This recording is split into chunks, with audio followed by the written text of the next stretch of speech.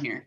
I'm the one drowning in Well, your question specifically got me thinking to reach out to Katharina. That's why but there was Kiri, there's also Nikki that's involved in her fundraiser.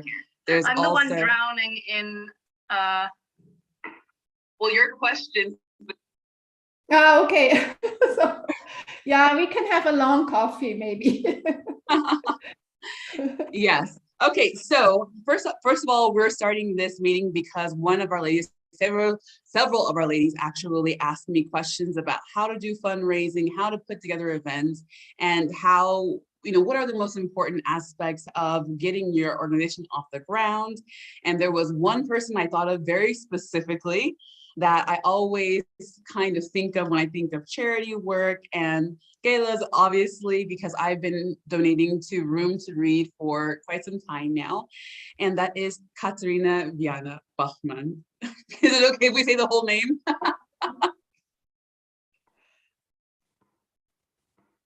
Are you on mute? No, I'm here. Oh, so first I wanted to just kind of get familiar with their story, because this whole time I actually didn't know your story until I started looking you up and reading about you. I'm like, oh wow, she has all of that experience. It's amazing. But first I wanted to kind of know a little bit about you and a little bit about your history, which leads into your beautiful store Entwine Now. And then you can kind of give us a background just so that the ladies know, not because you're proving yourself, but just to let us know where your experience comes from, if that makes sense. Yes, thank you, Donsos. I was so excited when you contacted me because I'm a big fan of your cakes. Everybody else in this city. And so I'm happy to give back a little bit after all the sweet treats that you prepared for us. You know what? Last year I made red velvet with Malbec berries and frosting for Room to Read for a fundraiser. Stop, it's really hard at 7 o'clock dinner time. Sorry, go ahead. So yes. Wow, amazing.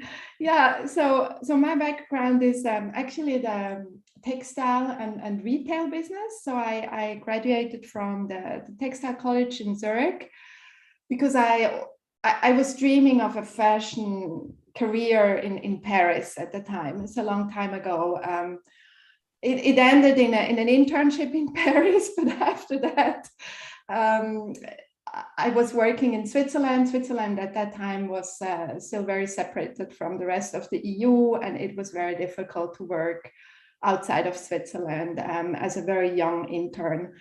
Mm-hmm. And so I started my textile career in a store, and I really liked to work with the customers, to make them happy. Actually, having women that found the perfect dress in the store that I was working for was something that really made me happy too. And but then after a while, I went into to work as a buyer, and I started like a 10 years career in buying, and was traveling all the time. I was very, very often in Asia, and this kind of started my passion and my love for Asia.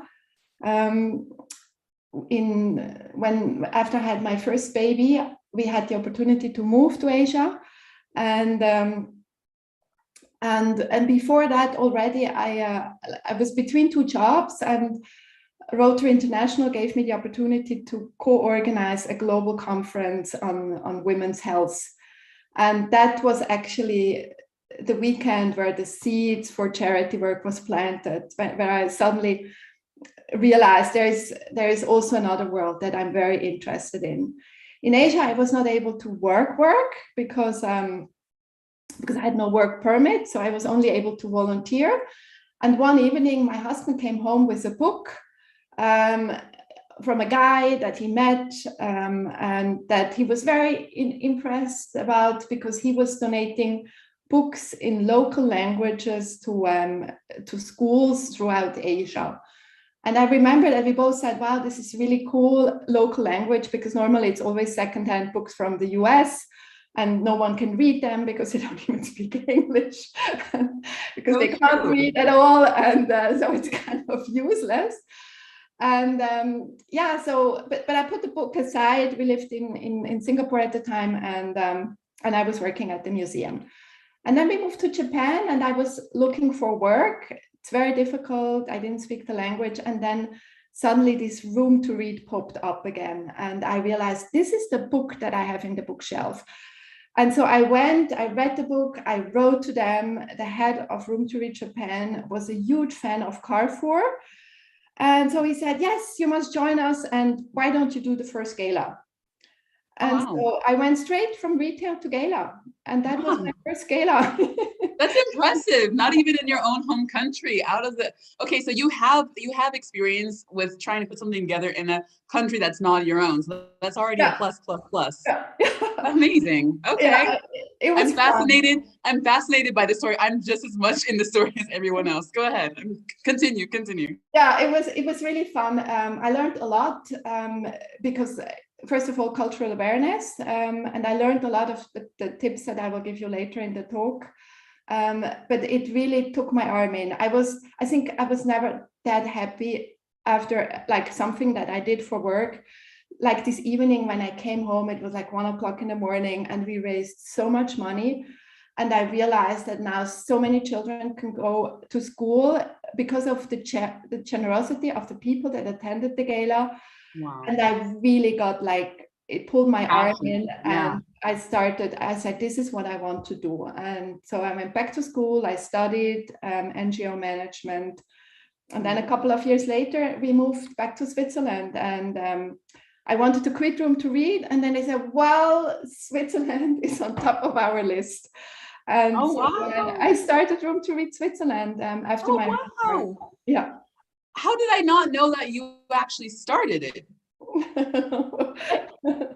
I mean, I know that you were involved in all of the donors, and all, but I didn't actually know that you started the Room to Read here. Yeah, I registered it. I registered it as a charitable association, and I remember it was after my second gala at Room to Read Japan. We raised around $500,000, and I was sitting on the bar with John, and then the founder of Room to Read, and I told him, I'm leaving. Sorry, it was my last one.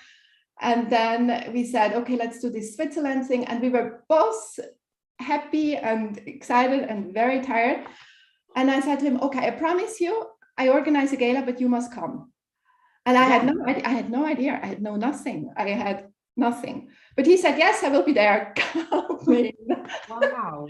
And so we did it. And so we started the first gala in Zurich in 2011.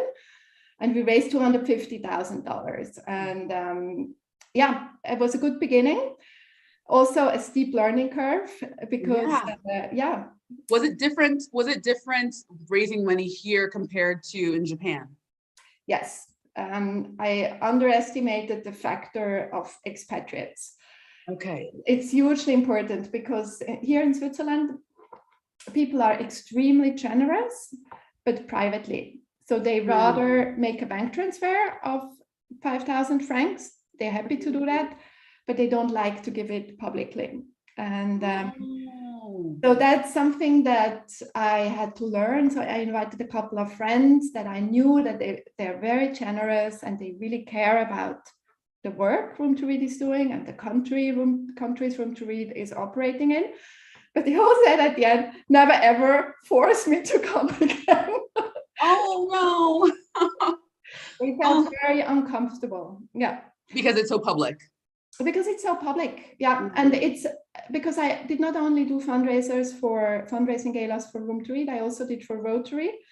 And there we had the same experience in Switzerland. It's really one of the tips that I will talk about.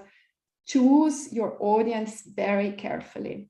Okay, so I don't want to keep going with your story. I want to let you get to the actual presentation because you did a beautiful job of preparing for this for us to get some real juicy, good information that is going to take us far and wide. So I'm going to let you take over with your presentation. And thank you so much for taking so much time and care in advance for doing this. Thank you. Thank you. You're welcome. Okay, so I start. Let me see.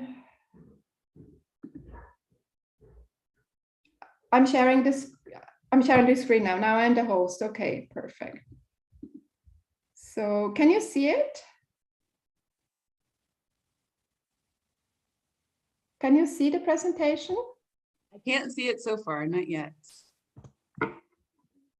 Don't worry. Just a second. I think it's probably because I gave you the host position a little bit later. Maybe it has to catch up with that. Okay, so let me share screen. While you're talking about that, I shared that first screen earlier today, and they're like, "Oh my gosh, that's so cool!" So here you are. 783,000. Wow. Go ahead. Great. So this is the end of my fundraising career. This was my not my gala career. This was the very end of the last gala in Zurich in 2016, where we raised 783,000 francs in 3 hours. It was truly amazing, and I will tell you how this happened. This was possible. So that's me. And Caroline, a good friend of mine who was along my side through this whole room to read time. And she's American, and she helped me also to understand the culture of Americans and explain me why it was really important also to involve them and how important cultural awareness is. Even though if you do something in Zurich, you still have to go with the cultural awareness and bring all these people together that are really able and willing and happy to donate publicly. So in the next 45 minutes, I will go through, it's really my learnings. It's not from the books, and there might be other people that tell you something else, but it's all the things that I have learned over the 10 galas that I did and over the millions of Swiss francs that I have raised. And so I'm happy to share with you these experiences. So the first question is really, what do you want to achieve with your gala? For me, I always wanted it to be the highlight in my donors' calendar. I wanted them to look forward to it, to be excited. I wanted them to learn what we have done in the last 12 months. And also it was a wonderful way to introduce new people to the organization, because the gala was always the evening where we presented Room to Read, but also the Rotary clubs at their best. And galas are a wonderful way to enter into an organization, and also for the organization to build and strengthen the network of your existing donors, because they all come together, they see each other again, and you want to make sure that your donors meet each other at your events, so that they are coming because they know they meet all these cool people. And then, of course, and this is really important, you want to raise money. It takes weeks, months, hours to organize a gala. And if you don't make money at the end of the evening, it's really a waste of your time. And there are many other ways to do fundraising that you then rather do than an unwell planned and prepared gala that leads in only a very few small amount of money. So it is really about the money, because it takes so much time to organize. So I will start with the team. What I learned, that's my personal experience, there are two types of volunteers that can help you for the team. You have the princess that loves to be part of the team, comes on and off to the meetings, but is really very concerned about the dress, about where she's going to sit at the gala, about she will not be there to set it up, because then she will be at the hairdresser, and she will make sure that she has her minutes on stage. Or you have the little ant that is working tirelessly, that has, at the end, you have to ask her to please go and change in order to be ready when the guests are already having their cocktails. And it's a person who really cares about the cause, has experience in organizing, is also a great host, but doesn't need to be in the limelight. I really recommend to look for the ends, because the glamorous ones, they will help you and they will tell you how excited they are about all this.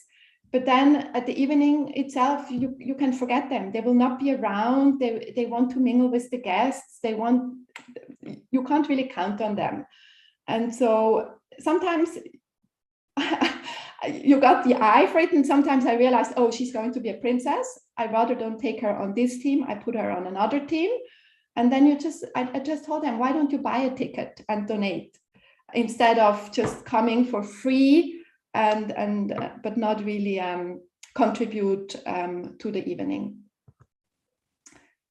The next is the venue. The venue is also something that you need to put some thought in. So one question is how to access. So people will come in their evening gone, and they might want to come by car and they want to park, and they have high heels, or they come from far away and then they want to stay overnight. So that's all things you need to consider. And then, of course, it's great if there is some glam effect and some uniqueness, not necessarily to the event location, sometimes also to the event location, but just to the evening. So if it's like, if you choose a venue where everybody is all the time, then it's not something special. If you go to their restaurant where everybody eats for every family celebration, then it's not something special. So, but if there is like a new hotel that opened, or a hotel where it's very difficult to get like a table or something like that, then there is a certain uniqueness. What I realized, it's good when you have a separate cocktail room, because there will always be last minute changes. And so it's good if you can work in the dining room and rearrange the tables while people have cocktails. Then the dining room, I realized it's good if you have space where people can walk around, and where you can have round tables. 8 is an ideal number. 6 is a bit small. 10 is definitely too big, because people cannot talk to each other anymore. And then there's the question of, do you work with one? Like, do you go to a hotel that has an excellent cuisine and all the technique that you need for your gala, or do you work with several partners? I did one gala where I worked with several partners, and it was really difficult. And at the end of the day, it was super expensive. Because you have to coordinate them all, and then this doesn't fit with that, and this is too big for that, and so it took a lot of energy for an event that at the end of the day was not really great. It was one of the 2 Rotary galas that I organized where we went a little bit too much unique, and at the end of the day, the result was not brilliant. And the perfect guest list. So the perfect guest list is also, it's like the perfect team. It's something that you really want to put time into it. Of course, the first time you just start with whoever comes. But then the second time, it's really important that you invite your existing donors and prospects. So I always had a guest list where I wrote who came and who didn't come and why didn't they come. And if they didn't come because the date didn't work or whatever, I made sure to tell them well in advance that they should come, and don't just delete them from the guest list because they didn't come once. They might come another time. And then what is very helpful, if you already have corporate partners, offer them a table for free, but tell them to really send their top senior management. I had once a table with assistants that left the room all the time to go out and smoke. the table didn't bring any money, so this is not what you want. You have to insist that you know, even from your corporate partners, who is coming, and you have to tell them again, it's like, bring me the right people. I invest so much time into that. We want to make it a success, because it also puts your brand on a better position if it's a gala that raises a lot of money. And then have a champion at every table. So you need to make sure that on every table you have one person, and that's something that I learned from Caroline, my friend. You need to have one person at the table where you are sure she or he is going to donate a lot of money. And this person then will cheer the others to join in, and there will be some peer pressure on the tables. Make sure that you have no table where no one gives, because even if there would be maybe 2 or 3 people that would like to make a donation, they feel awful if no one else is giving. And so this needs to be planned ahead of time. And don't be afraid to say no. Say no to people where you know that they will not donate. Because again, it's your time. You have one opportunity. You can only do one gala per year. You don't want to miss it out. So have another event for people who like your organization and want to do something and are happy to give 10 francs, but don't invite them to the gala.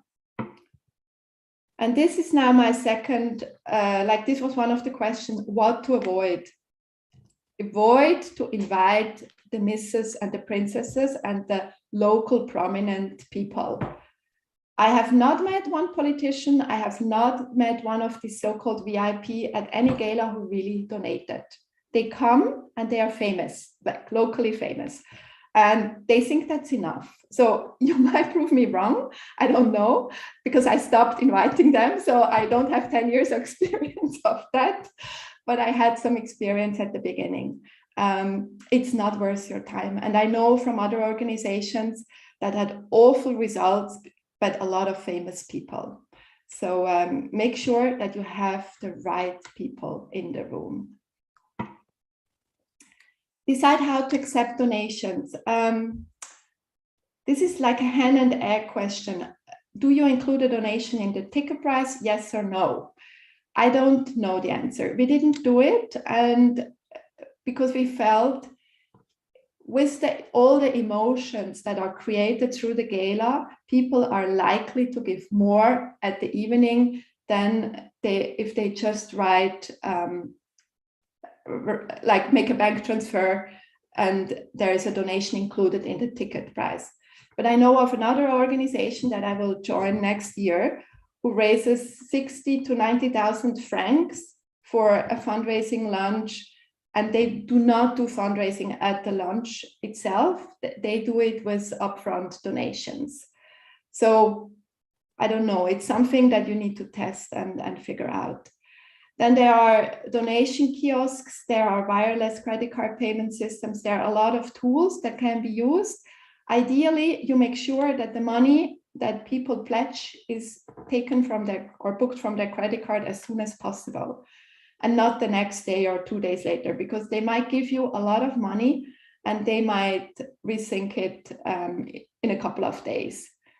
And what is really important are the donation receipts. So make sure that you have all the details like address and email, so that you can issue a donation receipt after the gala, because that's something that people really care about. What works, what doesn't work, there is no perfect gala format. I know of a lot of galas, gala formats that do really well. What we did for all the galas that I was involved with, we made sure that people were totally aware of what they are supporting. So there were stories from the field, there were beneficiaries that participated at the gala. There were videos or films that we took about how their life looks like back home and why they need the support. So that's very important. It needs to be very clear. It needs to have a price tag. So how much does it cost? And then some galas, they like to have a fun factor. I learned that if you have like concerts and fun factors, it distracts from the donations. So it's difficult to keep the attention of your donors if you have too much entertainment. But other people might say other things. What is really important is an emotional hug. So before you make the big asks to your donors, make sure that you really have an emotional talk or an emotional film that was taken from the field, so that people feel that they want to be part of something bigger. And there are lots of different ways of giving. So that there can be auctions, silent auction, live auction, raffles, all the different, they can be games, whatever, table competitions, bingos. So there are different ways how people can give. But again, think of ways where people give a lot in a short time. Don't make like small amounts, because it will not add up. And it's not worth your time. If you have a lot of small games where you then at the end of the day or the evening, you're not happy with the result. How to make sure that your guests have a great time. So the picture on the upper side on the left is from a room to read gala, where there is a girl from India that was in the girls' education program.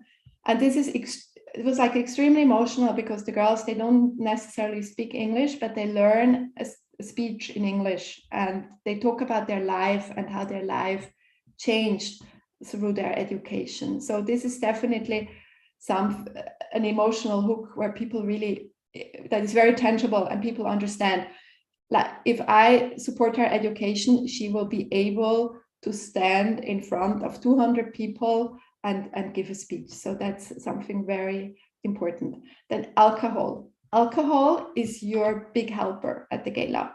Be generous, look for a sponsor if it's too much for your budget, because there needs to be a lot of alcohol. I tell you, this is really helpful. That is hilarious.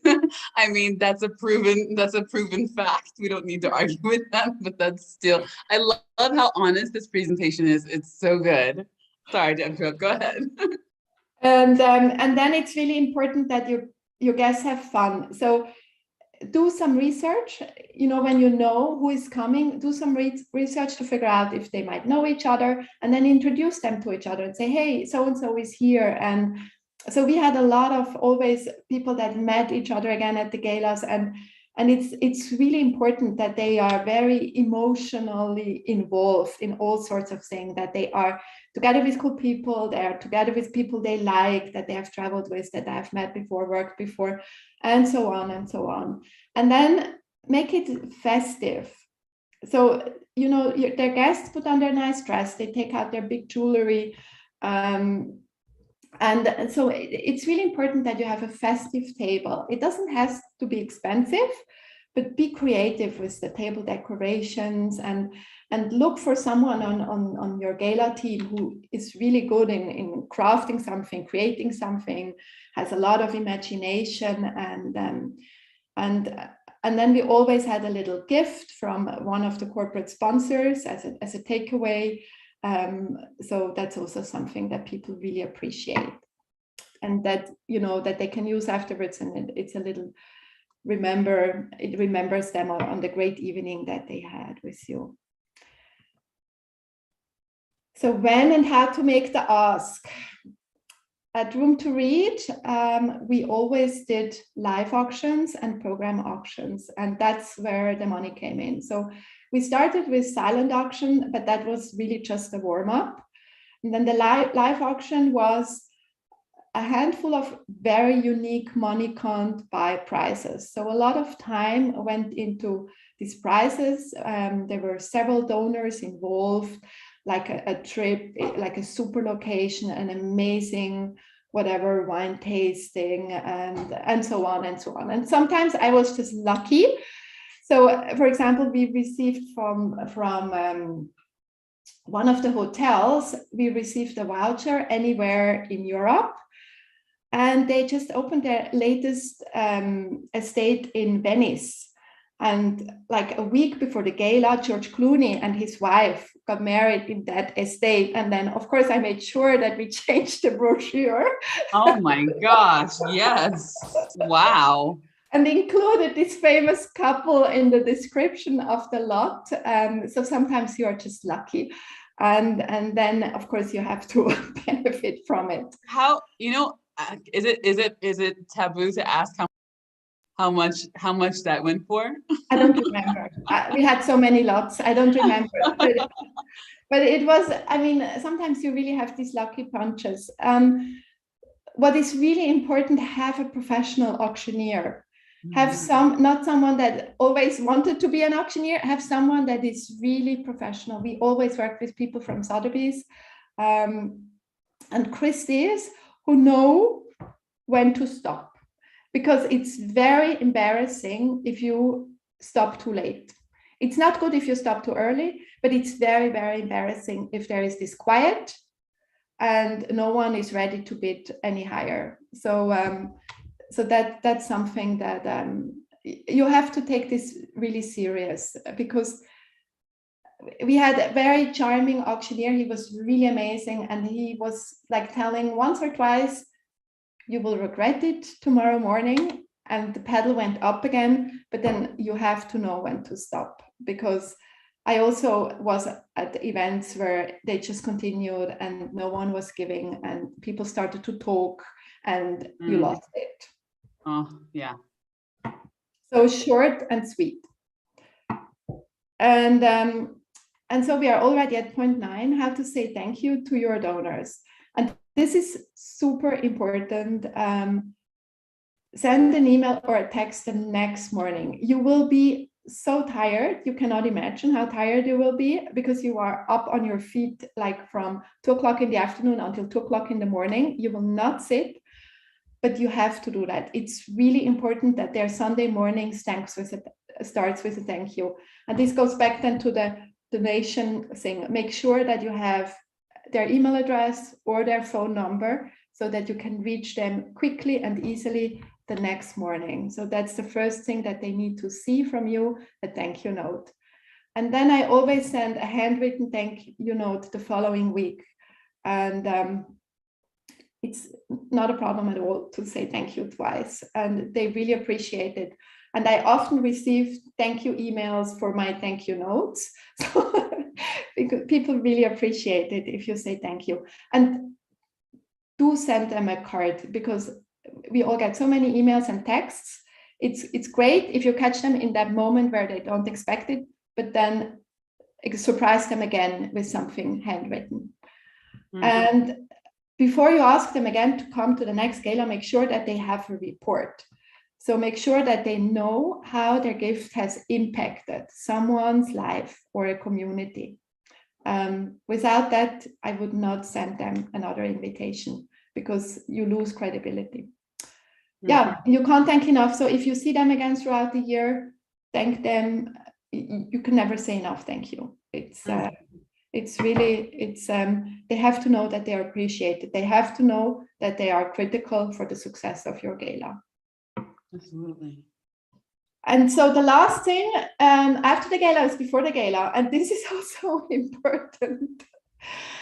So you can't hear, like when the gala is over, you are so tired and you can't hear the word anymore, but you have to keep it up for another couple of weeks. It's really important, and then take your deserved break. But right after the gala, take notes of all your observation, analyze what worked and what didn't work, and look at the giving patterns. Look at the tables. I always checked every table. I checked who gave what. And note it. It's important, because those that give 0, you do not invite them again. Tables that didn't work, you do not do them again. It's really important, and you will forget it throughout the year. So it's important that you do it right after the gala. And then a couple of months later, involve your main donors in the planning of the next gala. Build a family, a gala family of donors and volunteers. And because your donors, they want, because they give you so much money, they want it to be a success, and they're happy to contribute and bring the right people and make introductions for auction prizes and so on and so on. And work on your guest list early on. If you meet someone throughout the year, if you have, if someone tells you about someone who is coming to town during the gala, take notes and make sure that you invite this person. And then also analyze the team. Decide who will be on the gala team of your volunteers again and who will be replaced, because you had an opportunity to see how people work, if you can rely on them, if they get confused, if they get overwhelmed, if they are, you know, too shy and they don't have the courage to talk to your guests. Replace those people, because you want to have a team of rock stars at the gala, because there are like 100,000 things that need to be done and taken care of. So you only want to work with the best ones. Amazing. Yeah, so that's it. Yeah. You know what? It's so interesting. Actually, I was writing down questions while you were going through that, because I found it so full of information, so informative, and I definitely got questions. But before I ask my questions, like I said at the beginning, we started this whole conversation because Karen is hosting an event, and she wants to hold this event in September. And it's a really important event. It's for this African orphanage. She's, you know, I'm going to let her tell you her story and tell you about what she's doing. And I'm sure you answered several of her questions with this presentation, because you answered questions that I didn't even know I had, actually. So I know that you've probably, you know, answered a lot of her questions. But I want to know if you would kind of share your story, Karen, because you know a few of the other ladies who are working right now and unavailable right now have their stories, and I wonder if you could kind of tell your story, tell, you know, what your concerns are, what some of your questions are, and see also what part of this presentation already helped you a lot. Karen, unmute yourself.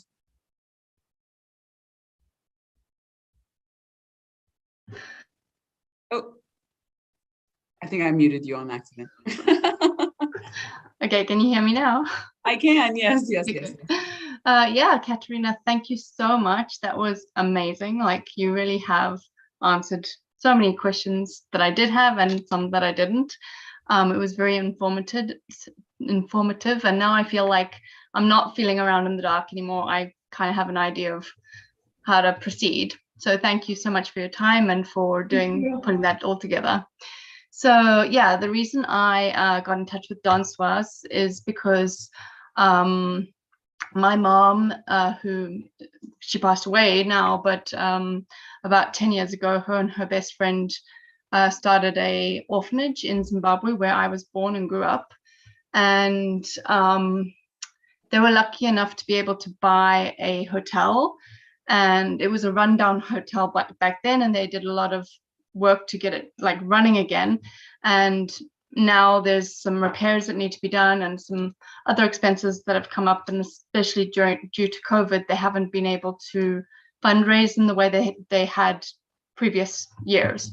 So this year in September, the head of the school and Debbie, the co-founder of the orphanage, are doing like a fundraising trip, and their main location will be in the UK, but I've invited them here because this project is like something that's really close to my heart, and I really want to see them succeed with what they're trying to raise and take back to the girls what they need. So Karen, can you kind of talk about the girls that actually benefit from the orphanage? I can. So many years ago, it started off as a crisis pregnancy center only, and in like the rural areas, it's very common for a girl to be raped or to be sexually abused by a family member, and then fall pregnant. And when she goes to her mom and says, hey, you know, Uncle so-and-so did this to me and I'm now pregnant, the mom, it's in their culture to not believe that their brother could do that or their husband could do that, and they just tell that girl, sorry, you get out of my house because you you've done this to our family, and they shame the girl and they send her away, and then they have nowhere to go. So it's initially the whole project was crisis pregnancy, and Debbie would take the girls in. Back then we just had host families. We would take in the pregnant girl until she gave birth. We were one of the families. Often the girls were my age at that time, like 15, 16 years old. And we gave them the choice, obviously, to give the baby up for adoption or to keep the baby. And then the program got bigger and bigger from that. The true like opener for my mom and Debbie was when a girl came and she happened to have just left her house or her home because her dad wanted to force her into prostitution. She wasn't pregnant yet, and she just wanted somewhere to go. And because the charity was known as Crisis Pregnancy, they were actually not allowed to help her. And that's when she sat there in front of my mom, said, do I need to go and now get pregnant for you to help me? And it was a huge red flag that they had set up the wrong module for the charity. They had to like think of other ways. So now it is a school and orphanage and a crisis center for all women, men, boys, girls, everyone. So they have a lot of young girls that in fact, this week they had 2 girls that were only 7 who came in, and they had been prostituted. It was horrible, and they were doing it for the equivalent of $4 a week, and sometimes they'd have to service 5 men a day. And they came in, and they were obviously scared of everyone because they didn't know who to trust. But in the past, they've had that, and within half a year, they managed to bring out the child in them again and make them feel like children again.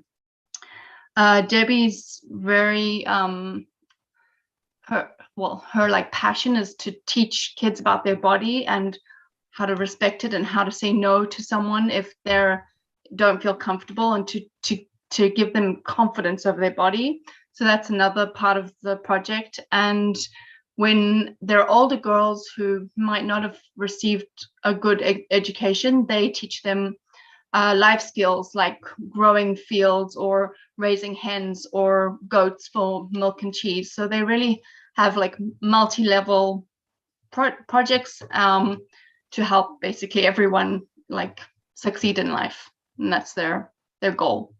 And so you're coming to the UK and you're coming to Switzerland to raise money to make repairs, to get this building servicing all of these wonderful ladies, children, men who have found themselves in a really difficult situation, which I think is fantastic, phenomenal.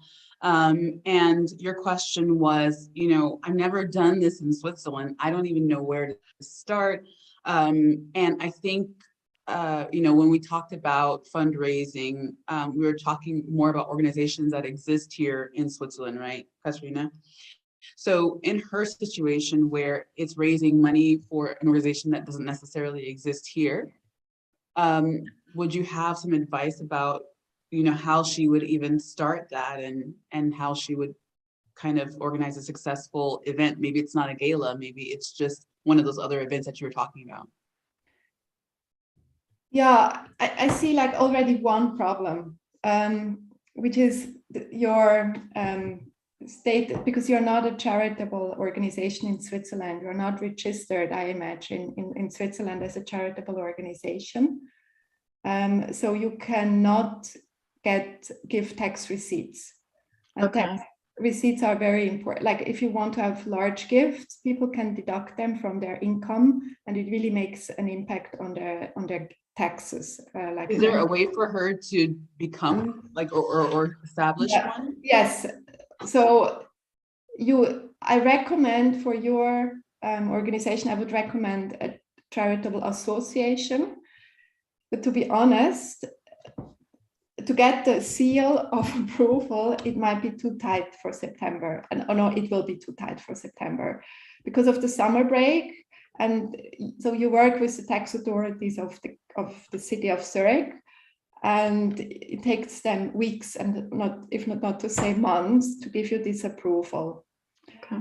So what I would do, if you see that this is something that you want to do in the long run, or if you decide I will stay in Switzerland, I live here, I don't know what your situation is, it's worth to go through this registration process.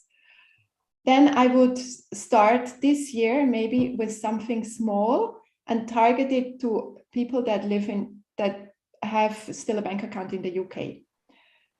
Because then they can make the bank transfer, the donations from their UK account, and then it's under UK law, because your organization is registered in the UK, I imagine. Yes, and well, another thing I probably should mention, I have a friend who works at Google, and she's registered the orphanage as a charity with Benetivy.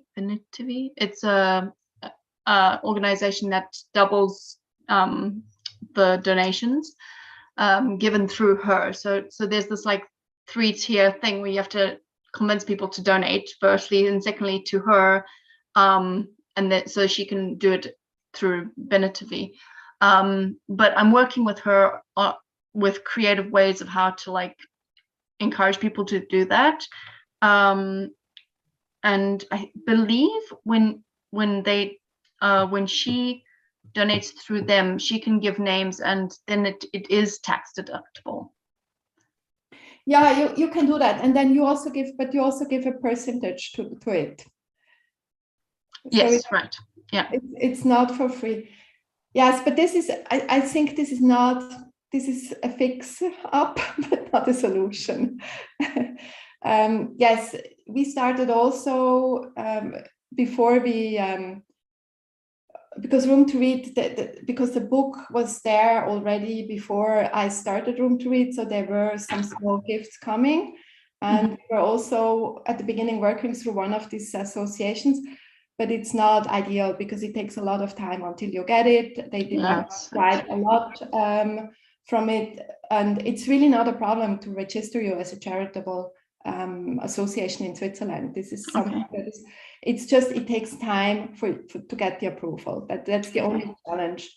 So you're maybe saying do the workaround first for this year. Exactly. I would really like for this year, take it as a test year and do the workaround and try to have either people who donate, but also like if it's this force and back, it will not be large donations, you know, because people are probably, they are more confident if they give directly to your organization and not to someone else through someone else.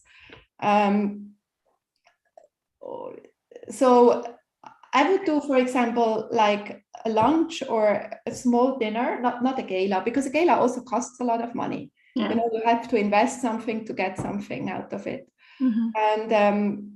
And then I would do, for example, a lunch with the program or the director who comes, and make like a goal. And also, I mean, this sounds now awful, and stop the recording, but when you do a little program, exclude the men. So do it only. That's surprising. That's like, wait, can you explain that? Can you explain that? That's interesting. Yeah, that's because I was like thinking, oh, I need to get. No, you have to tell us more. Tell us more. Tell us more. Come on.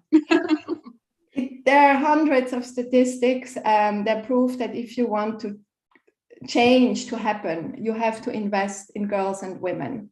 And if you make sure, for example, if the girls that you have in the program or the women that you have in the program get a life skills training, when they will be mothers, they will give it back to their daughters. They will have less children. It makes, if they are empowered, they will have a very different position in their life. And with men, that's like what all the studies say, it's not the case in general. And there are now programs that say, or I know of organization NGOs that only work with brothers and fathers, because they say if we only work with the women and with the mothers and the daughters, it's not enough, because we also need to change the mindset of the fathers and the brothers. But this really takes long, because as you say, often it's so much part of the culture and it takes several generations. And I think this is too much of a problem to be addressed in a first fundraiser. Right. Yeah. Okay. And so I would look for just a small portion of, like, the girls that you take into the program. This is super emotional, and talk about the girls, for example, the little girls that you have in the program, and say, you know, if I make 10,000 francs or 20,000 francs, whatever your goal is for one lunch, I can do this and this and this for these girls. And these are the girls, because you have them already on the program. So you know their name, you know how they look like, you can share their story, and make not a too big goal, so that's something where you are pretty sure you can achieve it. It's better to overachieve it also than to underachieve. And think of something, depending on how big you organize something, think of something that is important for them. And with the people who come to the event, if they each give 1,000 francs or something like that, you can achieve it. And then you can report your first success for next year. Can I ask you, Karen, what is your goal for fundraising in September? I know infinite would be great, but I don't have figures yet. That's something that she's working on for me this week. She's going to work on a short 20-minute presentation that they plan to do, and I have some cute video clips of the kids that I plan to show, and honestly, I probably have seen the numbers, but they're not coming to me right now. I don't, because I'm just thinking I'm just thinking the kind of money that exists in Switzerland. I think that, you know, if you put her suggestions and tips to work, you probably, you know, anything is going to be quite successful. Absolutely, yeah. I mean, even if we raise enough to repair the roof, that would be a goal, right? And that's something that they need. So I definitely would just like look into those figures and break it down. It probably won't even amount to, you know, going out for a nice fancy meal here in Switzerland, let's say, like their donation. I mean, so are we talking about a goal of 5,000, 10,000, you know, 50,000? I mean, to keep it realistic, I would probably start at 5,000, let's say, like for myself. I'd make that my personal goal, and I feel like that's so easy here. I feel like that's one good lunch. Right? I don't know. Maybe I'm wrong. I mean, I'm not the expert here. I'm not going to speak for Katharina, but yeah. I had one question, and it's kind of like I don't even know if I want to ask it, but I will. This organization, it first of all started out as the name was Youth for Christ, because they are very religious, and I remember when I first got here, I spoke at it was on International Women's Day, and I spoke at an event about, back then it was Youth for Christ, and everyone was really happy to listen to me, and they were actually really interested until I said the name of the organization.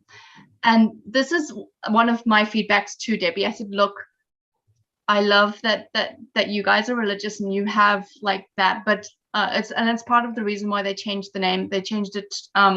They named it after the third lady who started the orphanage. She passed away too, Sandra Jones, and she was she was like a mom to all the kids there, and everyone knows her. And so Sandra Jones, and then the school also has a local name, Imongile, and for the life of me, I can't remember what it means. But so I feel like the names now are like better because you don't have to like blurt out Christ.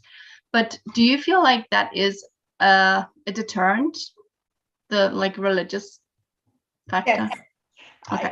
What I can tell you is that all the large, and they're really large NGOs in Switzerland that started from a church initiative have changed their name to something neutral, to something that doesn't even exist.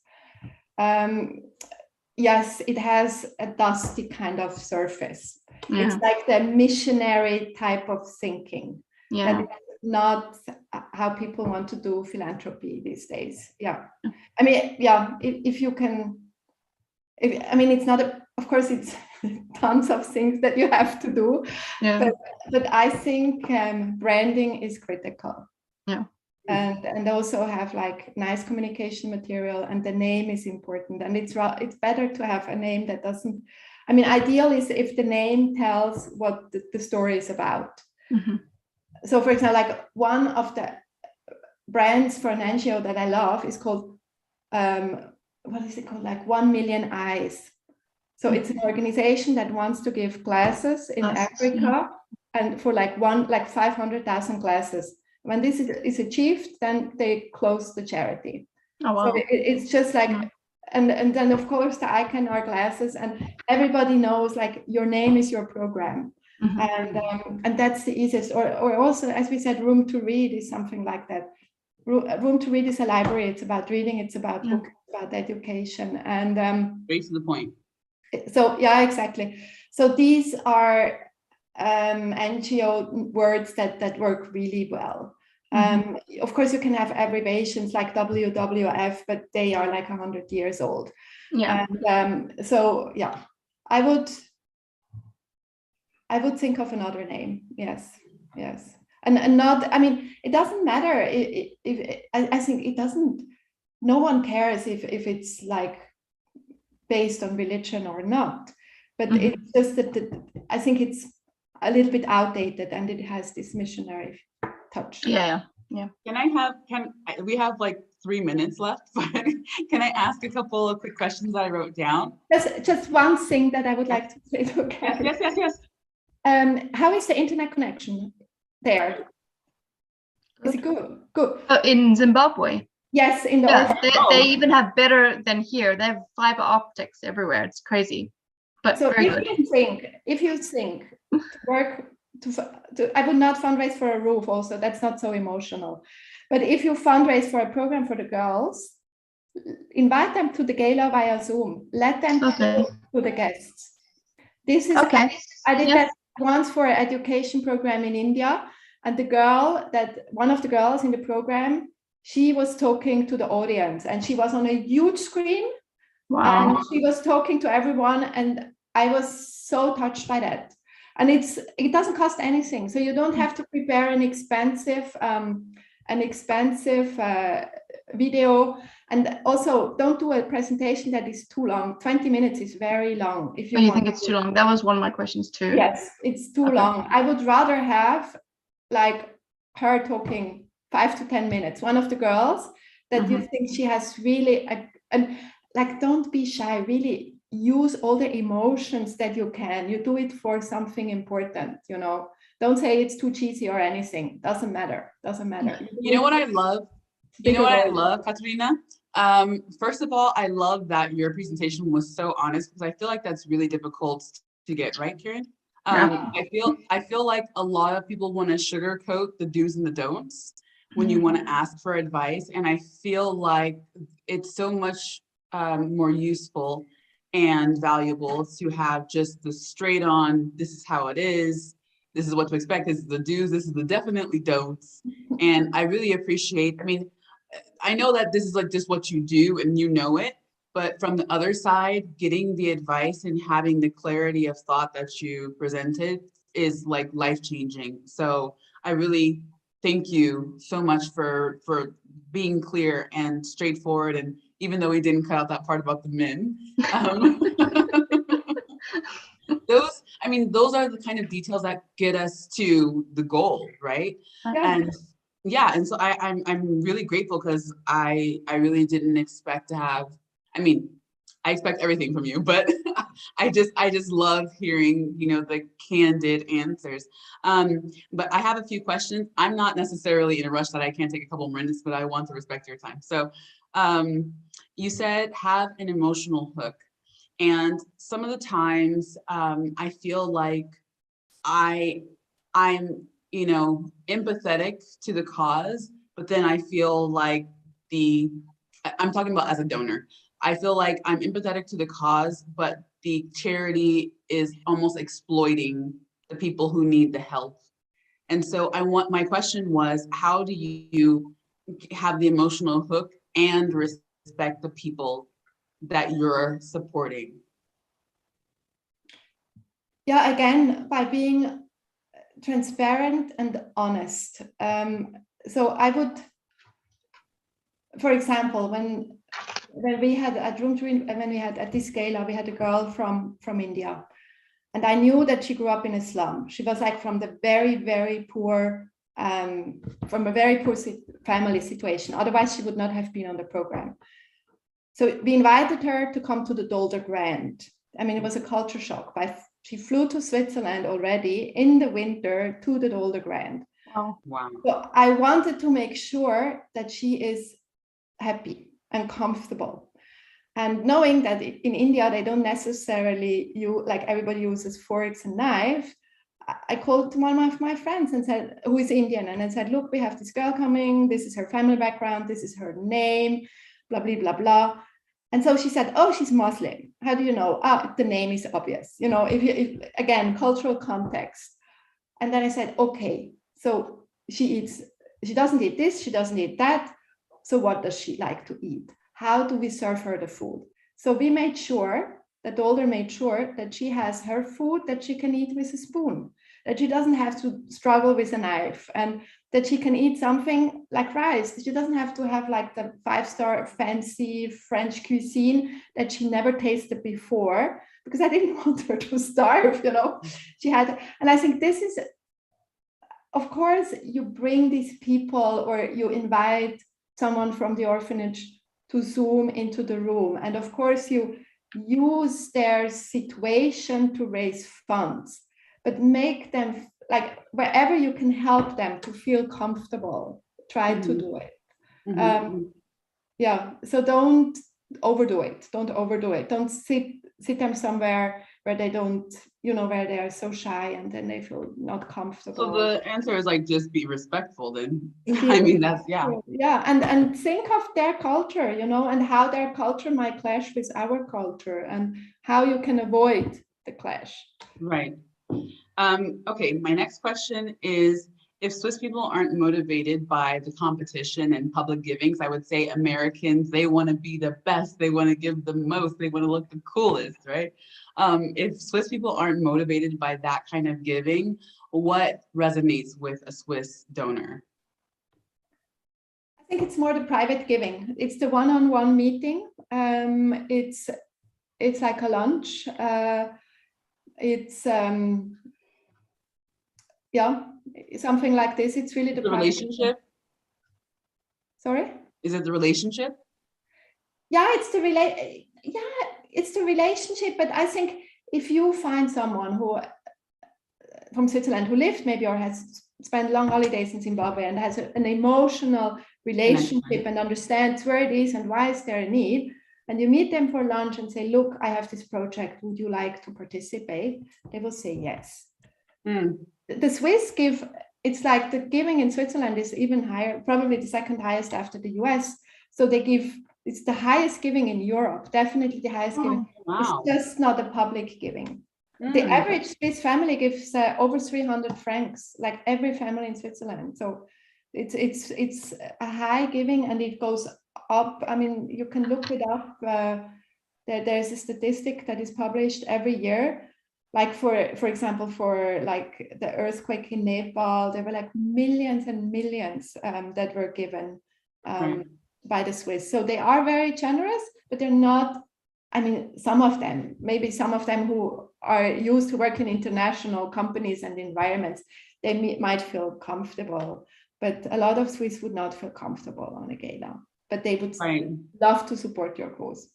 And then when you say give generously, when you say you seek out the people who give generously, not just give, but give generously, how do you influence them to give generously?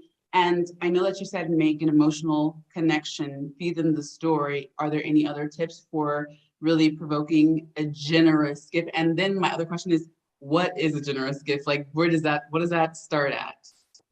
Yeah, so there is like a rule of thumb that you say like a major donation is 5,000 francs. That's just like a rule of thumb. So that's considered as a major donation. And I think, again, be honest and transparent. Tell them about the price tag. Tell them how much money you need. And and tell them, you know, I need 5,000 francs to do this. I need 10,000 francs to do that. So that they know if they give 100 francs, it doesn't lead anywhere, you know. Right. So I think what I learned is my donors at the end of the gala, they gave like 100,000 of francs and they were so happy. I have pictures of people who hug each other when we, you know, announce the result.